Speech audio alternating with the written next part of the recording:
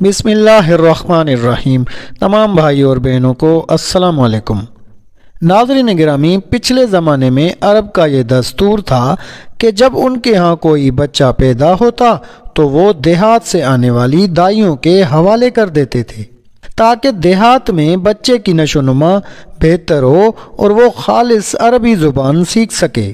دائیوں کا قافلہ مکہ میں داخل ہوا۔ انہوں نے ان گھروں کی تلاش شروع کی جن میں بچے پیدا ہوئے تھے۔ اس طرح بہت سی دائیاں جناب عبد المطلب کے گھر بھی آئیں۔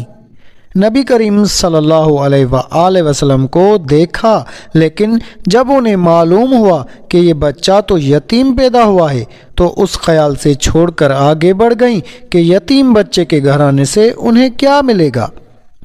اس طرح دائیاں آتی رہیں اور جاتی رہیں، کسی نے آپ کو دودھ پلانا منظور نہ کیا، اور کرتی بھی کیسے؟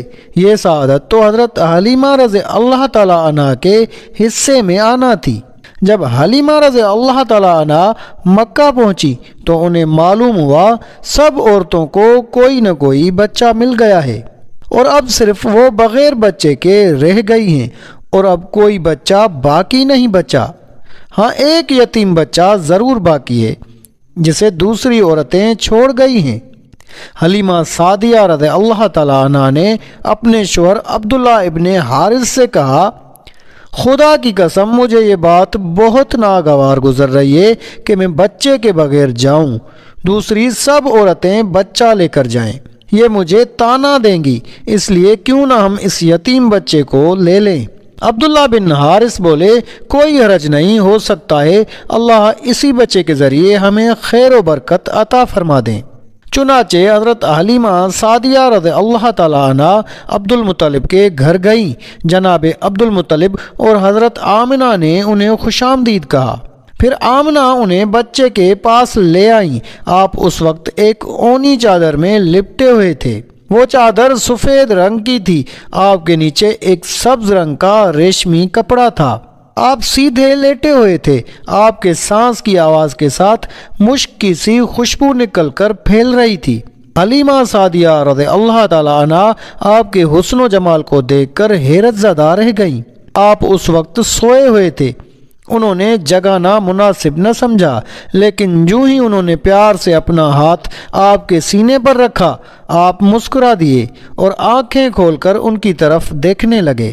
حضرت حلیمہ سعدیہ رضی اللہ تعالی عنہ فرماتی ہیں، میں نے دیکھا آپ کی آنکھوں سے ایک نور نکلا جو آسمان تک پہنچ گیا۔ میں نے آپ کو گود میں اٹھا کر آپ کی دونوں آنکھوں کے درمیانی جگہ پر پیار کیا۔ پھر میں نے آپ کی والدہ اور عبد المطلب سے اجازت چاہی، بچے کے لیے قافلہ میں آئی۔ میں نے آپ کو دودھ پلانے کے لیے گود میں لٹایا تو آپ دائیں طرف سے دودھ پینے لگے۔ پہلے میں نے بائیں طرف سے دودھ پلانا چاہا، لیکن آپ نے اس طرف سے دودھ نہ پیا۔ دائیں طرف سے آپ فوراً دودھ پینے لگے۔ بعد میں بھی آپ کی یہی عادت رہی، آپ صرف دائیں طرف سے دودھ پیتے رہے، بائیں طرف سے میرا بچہ دودھ پیتا رہا۔ پھر قافلہ روانہ ہوا۔ حلیمہ سعدیہ رضی اللہ تعالی عنہ فرماتی ہیں، میں اپنے خچر پر سوار ہوئی، آپ کو ساتھ لے لیا۔ اب جو ہمارا خچر چلا تو اس قدر تیز چلا کہ اس نے پورے قافلے کی سواریوں کو پیچھے چھوڑ دیا۔ پہلے وہ مرل ہونے کے بنا پر سب سے پیچھے رہتا تھا۔ میری خواتین ساتھی حیرانگی سے مخاطب ہوئیں کہ اے حلیمہ، یہ آج کیا ہو رہا ہے؟ تمہارا خچر اس قدر تیز کیسے چل رہا ہے؟ کیا یہ وہی خچر ہے جس پر تم آئی تھی اور جس کے لیے ایک ایک قدم اٹھانا بہت ہی مشکل تھا؟ جواب میں نے ان سے کہا، بے شک یہ وہی خچر ہے، اللہ کی قسم اس کا معاملہ عجیب ہے۔ پھر یہ لوگ بنو سعد کی بستی پہنچ گئے۔ ان دنوں یہ علاقہ خشک اور قحط زدہ تھا۔ حلیمہ سعدیہ رضی اللہ تعالی عنہ فرماتی ہیں، اس شام جب ہماری بکریاں چر کر واپس آئیں تو ان کے تھن دودھ سے بھرے تھے، جبکہ اس سے پہلے ایسا کبھی نہیں ہوا تھا۔ ان میں سے دودھ بہت کم اور بہت مشکل سے نکلتا تھا۔ ہم نے اس دن اپنی بکریوں کا دودھ دہا تو ہمارے سارے برتن بھر گئے، اور ہم نے جان لیا کہ یہ ساری برکت اس بچے کی وجہ سے ہے۔ آس پاس کی عورتوں میں بھی یہ بات پھیل گئی۔ ان کی بکریاں بدستور بہت کم دودھ دے رہی تھیں، غرض ہمارے گھر میں ہر طرف ہر چیز میں برکت نظر آنے لگی۔ دوسرے لوگ تعجب میں رہے۔ اس طرح 2 ماہ گزر گئے۔ 2 ماہ میں ہی آپ چلنے پھرنے لگے۔ آپ 8 ماہ کے ہوئے تو باتیں کرنے لگے اور آپ کی باتیں سمجھ میں آتی تھیں۔ 9 ماہ کی عمر میں تو آپ بہت ہی صاف گفتگو کرنے لگے۔ اس دوران آپ کی بہت سی برکات دیکھنے میں آئیں۔ حلیمہ سعدیہ فرماتی ہیں، جب میں آپ کو اپنے گھر لے آئی تو بنو سعد کا کوئی گھرانہ ایسا نہ تھا جس سے مشک کی خوشبو نہ آتی ہو۔ اس طرح سب لوگ آپ سے محبت کرنے لگے۔ جب ہم نے آپ کا دودھ چھڑایا تو آپ کی زبان مبارک سے یہ الفاظ نکلے، اللہ اکبر کبیرہ والحمد للہ کثیرہ وسبحان اللہ بکرۃ واصیلا، یعنی اللہ تعالیٰ بہت بڑا ہے، اللہ تعالیٰ کے لیے بے حد تعریف ہے اور اس کے لیے صبح و شام کی پاکی ہے۔ پھر جب آپ صلی اللہ علیہ وآلہ وسلم 2 سال کے ہو گئے تو ہم آپ کو لے کر آپ کی والدہ کے پاس آئے۔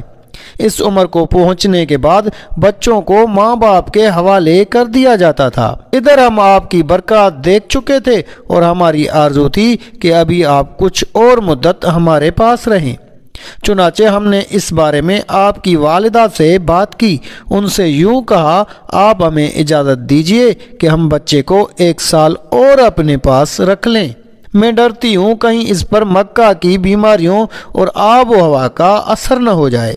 جب ہم نے ان سے بار بار کہا تو حضرت آمنہ مان گئی اور ہم آپ کو پھر اپنے گھر لے آئے۔ ناظرین گرامی، آپ صلی اللہ علیہ وآلہ وسلم کے آنے سے حلیمہ سعدیہ کے گھر میں ہر طرف برکات ہی برکات نظر آنے لگی۔ تو یہ تھی ہماری آج کی ویڈیو۔